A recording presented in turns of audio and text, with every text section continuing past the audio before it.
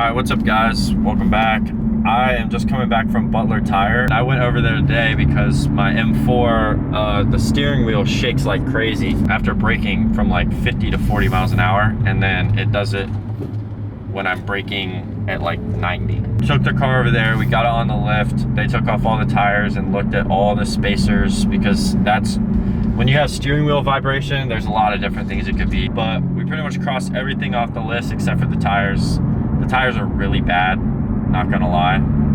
I should not be driving on them right now, but I am, because I gotta go and do what I'm about to do. I got him to give me a quote on some Pilot Sports. It's gonna be like $1,800. I'm gonna see if I can find some cheaper on Facebook. Preferably, I would want somebody that had like rears and fronts, and they just like swapped rims and needed to go with a fatter tire. Now we are going to my parents' house. I'm gonna go throw on the intercooler that I got a while back.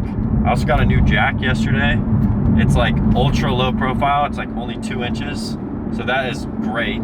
I love that thing. I actually jacked up the M4. I didn't have to take the side skirts off. And then I jacked up the Mustang and didn't have to take the side skirts off. And that was like amazing. Oh, I also forgot I have to get BMW branded coolant.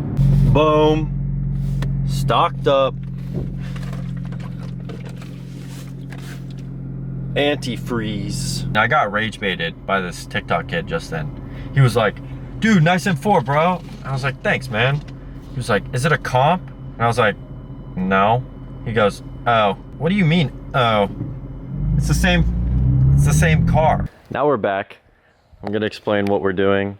If you watch the video, or maybe 2 videos, because I've been saying I'm gonna be doing this for months now, we're replacing the intercooler, the charge cooler, with another stock one, but I'm just gonna show you guys how to do it. We have to drain the coolant on this thing, kind of right in this area. So I'm gonna jack it up.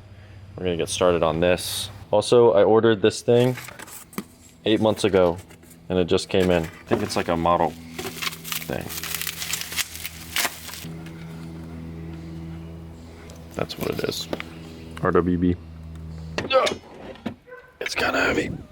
Look how low this thing gets. All right, so this is what we're putting in.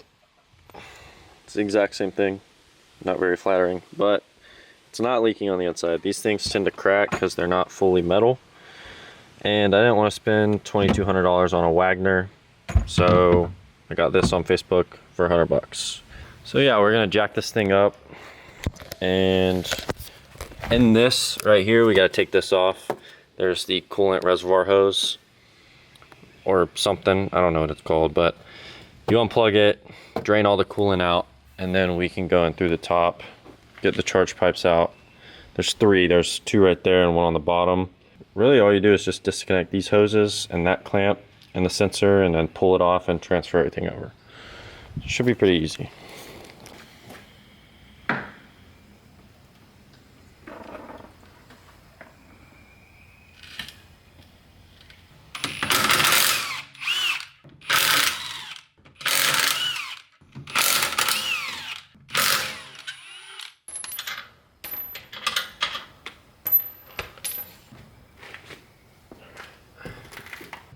I think this is a 6 mil that we gotta get out of here. I'm not gonna lie, this triple wishbone suspension means there's no control arm.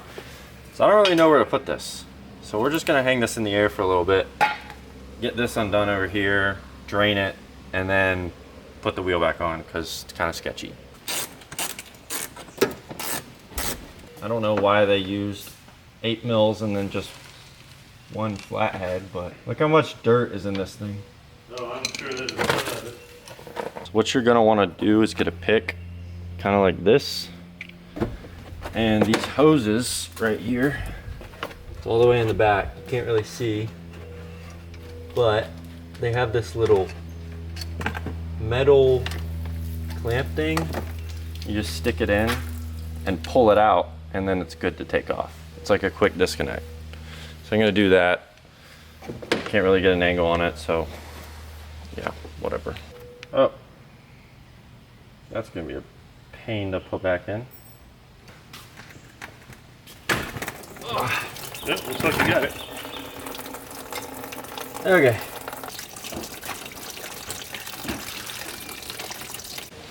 All right, so once you drain that coolant down there, we just messed up the QD fitting, but you basically can pull these off and you can pull off the charge pipes.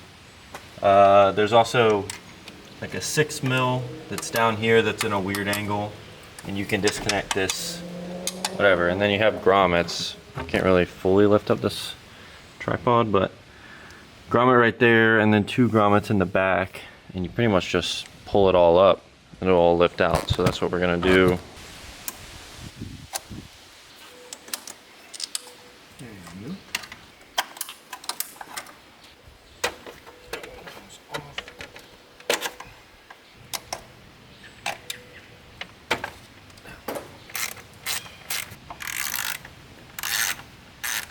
go. Okay, so now I just put the panels back on. It was a little bit too easy. Everything lines up, so that means something horrible is gonna happen later. I'm buttoning this up because I'm about to yank up on the intake. I want to get the wheel on the ground so I don't rip this thing off the jack. Okay. Time to yank.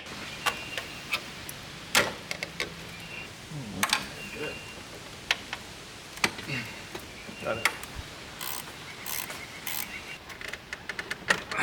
There's one. There's one back here. Yep.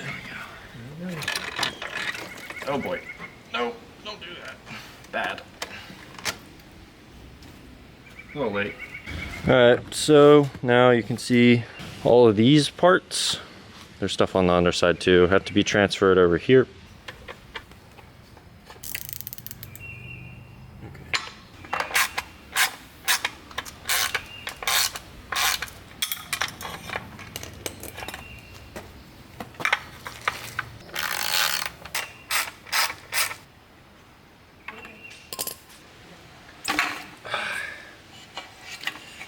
Done.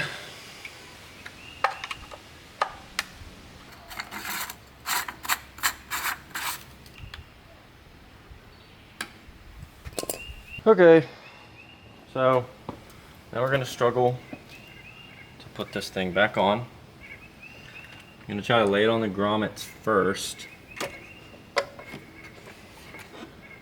wherever those are. Yeah, there we go. Come on. There's that one. Intake first. This time.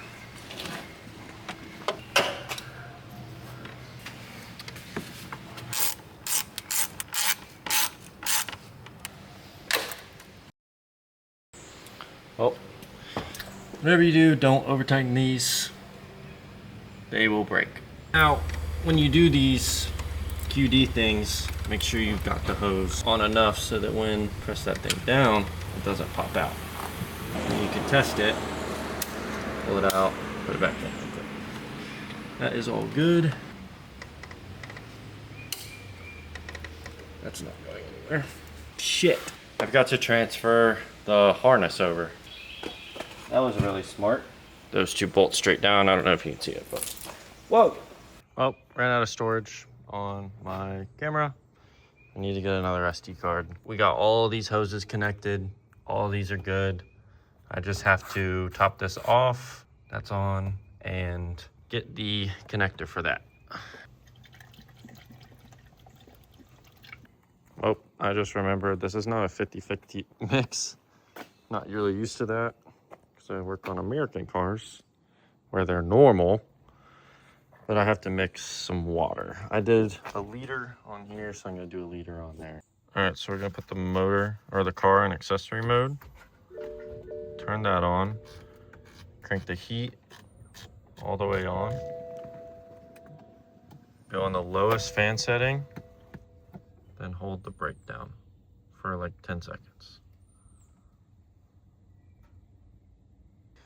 I also hooked up a trickle charger to this just so the battery wouldn't die. And I don't want to kill one and have to replace it. So yeah, those are the points in case you guys ever needed to know.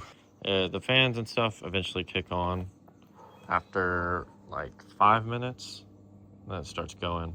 You can kind of hear it moving around in there. Be all done. There's no like way to tell when it ends. So this is just what we're gonna end it on. I'm pretty sure the bleeding actually doesn't even affect that. I think it only affects the charge cooler reservoir. That is it for this video. Thanks for watching if you watched the whole thing. Next Sunday, I'm going to be putting in the control arm for my Mustang. The crazy thing is I went to the Caffeine and Octane show with my friends, and I did a pull in front of the young Chevy truck. That's his name. His name's Stone.